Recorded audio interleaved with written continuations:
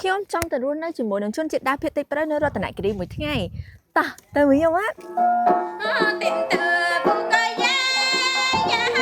ជនជាតិព្រៃគឺជាជនជាតិដើមភាគតិចមួយក្រុមដែលរស់នៅតាមសងខាងព្រំដែនកម្ពុជានិងឡាវហើយនៅកម្ពុជាជនជាតិព្រៃភាគច្រើនគឺរស់នៅក្នុងខេត្តរតនគិរីហើយនិងស្ទឹងត្រែងនៅតាមដងទន្លេសេសាន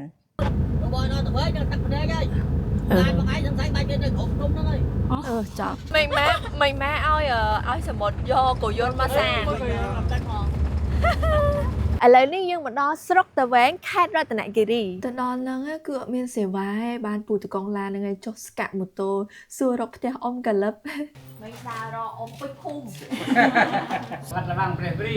វត្តលវាំងព្រះព្រីវត្តលវាំងព្រះព្រីកថាការពារតែប្រៃចង់ដឹងពីជីវិតពួកគាត់តគាត់ក្រោកម៉ោង4យើងក្រោកម៉ោង4ដែរធ្វើមហូបមហាសិនតាមទឹកមកយើងហូបបាយជុំគ្នាហើយអ៊ំកាលនៅក្មេងហូបអញ្ចឹងដែរមែនចាតាំងពីមុនណាហូបអញ្ចឹងតាំងពីក្មេងចាំចាមកហូបអីគេសំណប់ចិត្តជាងគេស្លាប់ព្រោងសំណប់ចិត្តចាមានអីយើងព្រោងនៅអំប៉ុងរយណាងយើងបានអីបានឆែកជ្រូកឆែកអីមកពីណាបើថាយើងឆេនប្រែនយើងបានពុកឆែកជ្រូកក៏គឺនៅណាអត់មានប្រឆាផងពួកខ្ញុំពីមុនអត់មានចំใจលើទេខ្ញុំ79នេះចេះใจលើតាំងពី79នោះខ្ញុំអត់ใจលើតែខ្ញុំនៅពេទ្យខ្ញុំតក់រហ័សតាមមិនបែបអត់មានដែរពួកខ្ញុំហូបសាប់បើជឿជាមួយជឿតការរត់ថ្នាំបុរាណយើងឆែនពួកខ្ញុំច្រើនតែឆែនទេឆែនតែតាបែបពីនេះអត់យើងใจលើអត់សុខភាពល្អ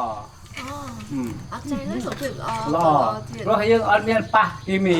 ពីមុនអត់មានកាពះដែរយើងចិត្តដល់ប្រទេសធានា100%អត់មានកាពះដែរអត់មានជំងឺកាពះអត់មានទេជំងឺធម្មតាយើងឆែនកាំនឹងហើយរងណាកាពះនៅហើយបាត់អីហូបឆែនជួយលាងចានគាត់ខ្ញុំក៏ឆ្ងល់ថាអញ្ចេះកាលពីមុនគេយកអីគេធ្វើសាប៊ូគាត់ថាអត់ទេអត់ដែរលាងសាប៊ូផងអត់មានសាប៊ូផងហ្នឹង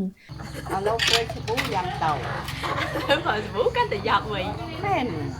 យើងមានចានមានឆ្នាំងអត់ថាប៉ានេះមុនឡើយកាលមុនយើងប្រើអីគេអត់ចានឆ្នាំងប្រើអំប៉ុងបងលោកយាយចាស់ពីដើមវិញគឺគាត់អត់ពាក់ស្បែកជើងឯងគាត់ថាគាត់អត់ចេះពាក់ស្បែកជើងទេហើយគាត់នៅជក់ថ្នាំជាមួយនឹងកាសៀរបស់ពួកគាត់នេះនៅលើមុខរបស់គាត់ហ្នឹងគឺមានស្នាមសាក់គាត់ធ្មេញតិចគាត់ប្រហោងធំដោយសារកាលពីមុនគាត់ពាក់ភ្លុកដំរីធំហើយខ្ញុំទៅមកភូមិហ្នឹងគឺមានតែគាត់ម្នាក់ហ្នឹងទេដែលនៅបែបហ្នឹងទៀតសម្រាប់ជនជាតិដើមភាគតិចព្រៃស្តៀងនឹងជនជាតិដើមផ្សេងនៅក្នុងខេត្តរតនគិរីដែរយើងអាស្រ័យអនុផលព្រៃឈើហ្នឹងគឺមានដូចជាអាស័យផ្ដៅដែលយើងយកមកត្បាញជាកាទេលជាចង្អេកាប់ហាដែលយើងប្រើប្រាស់រាល់ថ្ងៃនឹងយកមកធ្វើផ្ទះយើងប្រក់ស្លឹកក្រៅពីនោះយើងមានជ័រមានផ្សិតមានសម្រងដែលយើងអាចលក់បាននៅក្នុងតម្លៃថ្លៃដូចគ្នាជនជាតិដើមភាគតិចព្រៃប្រចាំថ្ងៃគឺគាត់ធ្វើស្រែធ្វើចំការចិញ្ចឹមជ្រូកចិញ្ចឹមមាន់អាស្រ័យអនុផលព្រៃឈើអញ្ចឹងណាហើយដូចជ្រូកនេះអញ្ចឹងគឺចិញ្ចឹមបលែងអញ្ចឹងហ្មង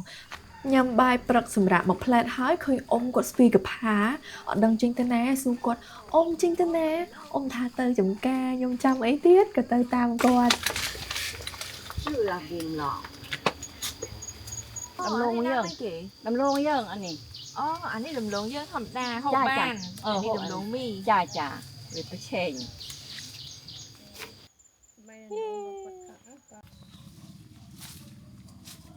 បើតាមខ្ញុំឮពីយាយរបស់ខ្ញុំនៅជំនាន់ដើមជំនាន់ពួកគាត់គឺគាត់ធ្វើចការវិលជុំតែឥឡូវនេះគឺអត់មានអញ្ចឹងទេមូលហេតុទី1ហ្នឹងដោយសារយើងគិតថាកំណើនប្រជាជនយើងកើនឡើងច្រើនមួយទៀតយើងរបៀបរបបនៃការរស់នៅរបស់យើងគឺយើងប្រស៊ីជាមួយនឹងជនជាតិភាគច្រើនដែរអញ្ចឹងពួកខ្ញុំក៏ផ្លាស់ប្ដូររបៀបរស់នៅរបស់ពួកខ្ញុំទៅតាមបែបបទទៅតាមច្បាប់ផែនរបស់ស្រុកទេសរបស់យើងដែរអញ្ចឹងចង់ពួកខ្ញុំត្រូវចោះកម្មសិទ្ធិប្រើដីនឹងអីអញ្ចឹងទៅពេលដែលដីកាន់តែតិចពួកខ្ញុំបង្ខំចិត្តធ្វើចការនៅលើដីតែមួយហ្នឹងរៀងរាល់ឆ្នាំអត់អាចមូពីកន្លែងមួយទៅកន្លែងមួយបានទេហើយតាក់ទងទៅនឹងការកាប់ចការថ្មីទៀតយើងមានច្បាប់មានអីអត់ឲ្យកាប់ផ្ដេសផ្ដាស់ព្រៃឈើអីចឹងណា ប្រឡំយកដីដើម្បីដាំដំណាំដូចមុនរហេតរហូតបានទៀតទេអញ្ចឹងនៅតែបខំចិត្តមកធ្វើនៅលើចកាដដែលអញ្ចឹងមានន័យថាត្រូវដាក់ជីត្រូវបាញ់ថ្នាំត្រូវអីនៅលើដីហ្នឹងដើរជារៀងរាល់ឆ្នាំអញ្ចឹងអត់មានពេលទុកឲ្យវាដកដង្ហើមដោះព្រៃដោះអីមកវិញដូចកាលពីលើកមុនទេ នេះវាចង់ងាប់ដែរភ្លៀងច្រើន ភ្លៀងច្រើនពេកងាប់ដែរ ចាទៅទូចណោះយើងឆ្ងល់នឹងបានអស់នោះ អានេះ តែយើងបើយើងឆ្ងល់យកទៅទូចណា ចា ហូបអត់អស់ តិចតួចបានណា ចា អមអាធំនេះនៅហូបបានអត់ឬក៏វាចាស់ បានប៉ុន្តែបានប៉ុណ្នេះនេះឆ្នាំងធំបាន អូធំណាស់ ពេញណា ចា ពេញឆ្នាំងហ្មង អីទុកឲ្យវាធ្វើរស័យទៅ វាទុកឲ្យវាឆៃវាកញ្ចៃនេះធំនេះកញ្ចៃ ចៃ នេះ ធំហ្នឹង ចាឆ្នាំងធំ ហើយអមមកយកលក់អី គេអត់ទេគេអត់យកទេលក់ឲ្យមួយឆាឲ្យលក់ គេអត់ទិញទេ ចាច្រើនណាស់នៅប្រឆា អូ តែវិញ តែ យើង ច្រើនពេក ចាចា អូចា បើយើងឆ្ងល់យកទូចនេះឲ្យខំមួយគាត់ហូបប៉ុន្មាននេះ វិញអមដាក់13កបិតទេ ដាក់ទៀត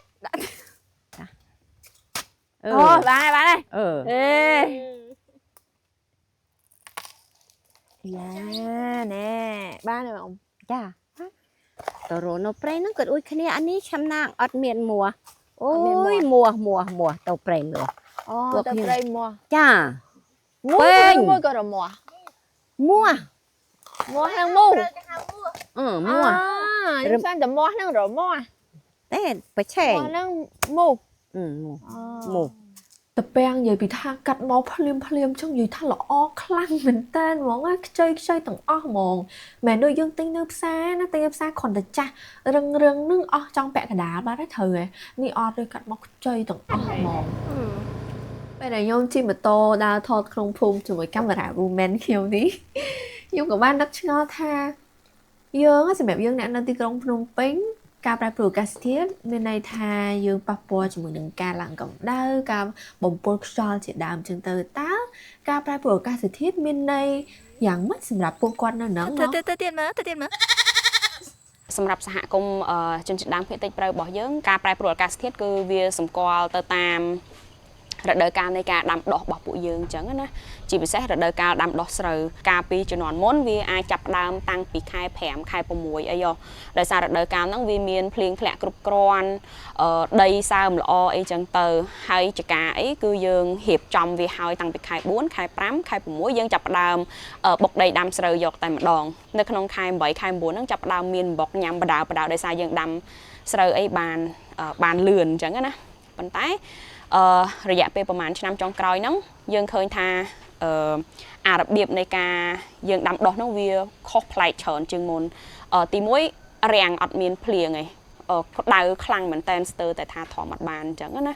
ទឹកទលេអីក៏រីងរៀងជ្រៅដែរប៉ុន្តែបើថាមានភ្លៀងវិញសឹងថាលិចដល់ចដើផ្ទះដល់អីចឹងទៅ ទឹកលិចมันថាដោប្រាំងដើរมันថាដោវិសាទៅទឹកចុះលើងមិនទៀងទាត់ទេឆាត់ក៏អត់ចេះនៅយើងដាក់មកដាក់អីក៏ពិបាកដែរបើយើងទឹមនេះយើងទៅដាក់តាមមាត់ទន្លេទឹមនេះបើព្រឹកយើងមកលិចក្បាល ហេតុអីបានជាយើងមានការប្រែប្រួលអាកាសធាតុទី1គាត់គិតថាចេះដោយសារតែប្រជាជននៅក្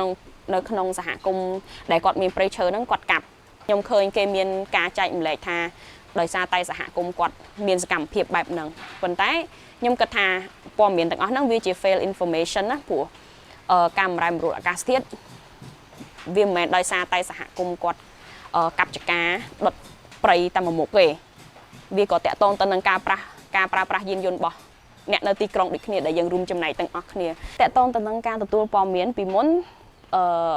នៅក្នុងខេត្តរតនគិរីជាពិសេសជនជាតិដើមភាគតិចយើងគឺយើងពឹងទៅលើការស្ដាប់វិទ្យុអីចឹងទៅវិទ្យុទូទស្សន៍ហ្នឹងក៏អត់សូវមានទៀតដោយសារតែវាត្រូវការអគ្គិសនីមកបែកខាងយើងនេះក៏វាពិបាកដែរដីហុយដីអីរដូវប្រាំងហើយរដូវវស្សាអញ្ចឹងទៅវាផុកជ្រាំអីចឹងល្អិលអីចឹងណាអញ្ចឹងការទទួលបានព័ត៌មានឬក៏ការទទួលប្រមូលព័ត៌មានពីពួកខ្ញុំទៅក៏ខ្ញុំគិតថាវាអត់សូវគ្រប់ជ្រុងជ្រោយដូចឥឡូវនេះដែរប៉ុន្តែ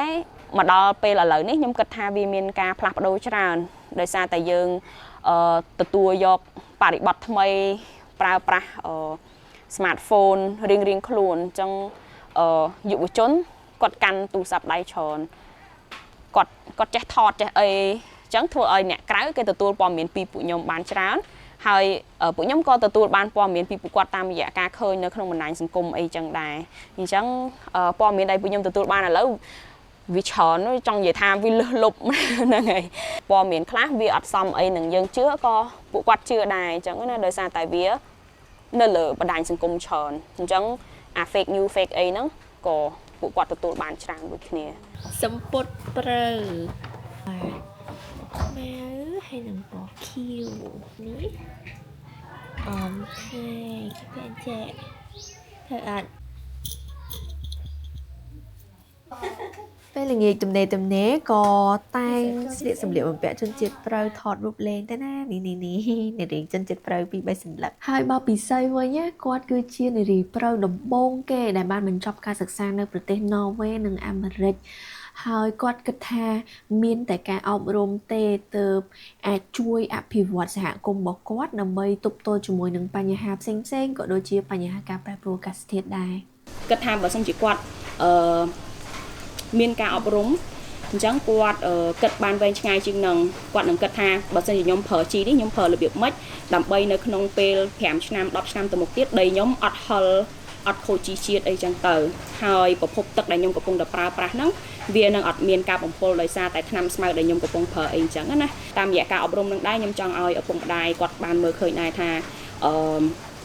ការពិតក្មេងស្រីគាត់អាចធ្វើបានដូចបរិសុទ្ធដូចគ្នាគាត់មានសមត្ថភាពនៅក្នុងការរកចំណូលអញ្ចឹងមានន័យថាគាត់គួរតែទទួលបានការអប់រំស្មើគ្នាជាមួយនឹងក្មេងប្រុសឬក៏កូនប្រុសរបស់គាត់ក្នុងគ្រួសារដូចគ្នា